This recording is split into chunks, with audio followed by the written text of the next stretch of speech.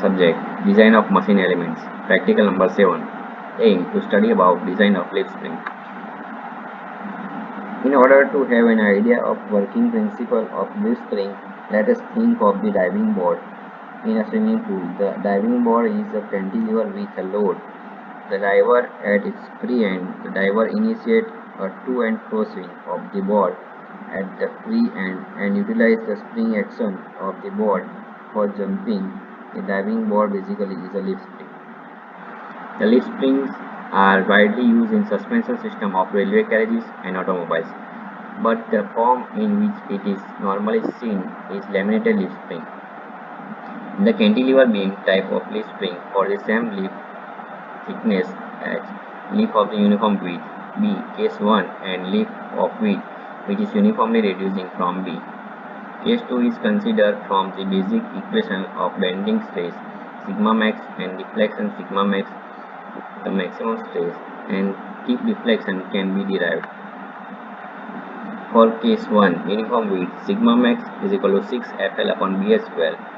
Sigma max is equal to 4 FL cube upon EBH cube. For case 2, non-uniform width, sigma max is equal to 6 FL upon BH square. Sigma max is equal to 6 FL cube upon EBH cube. Laminated leaf semi-elliptical spring. Here in the figure, laminated semi-elliptical spring is shown. The explanation of this leaf spring is on next slide.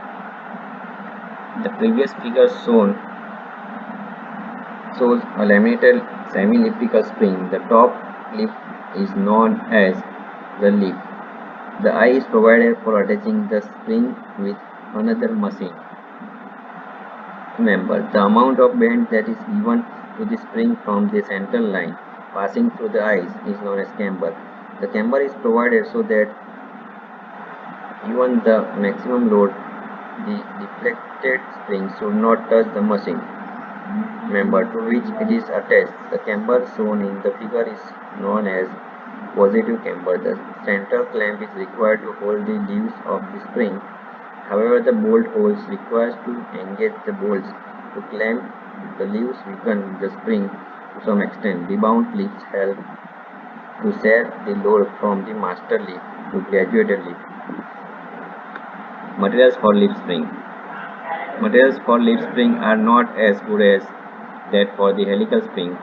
Plain carbon steel, chromium vanadium steel, chromium nickel molybdenum steel, silicon manganese steel are the typical materials that are used in the design of leaf spring. In order to carry heavy load, few more additional full-length leaves are placed below the master leaf for heavy loads. Such alteration from the standard laminated leaf spring. What we have learned above does not change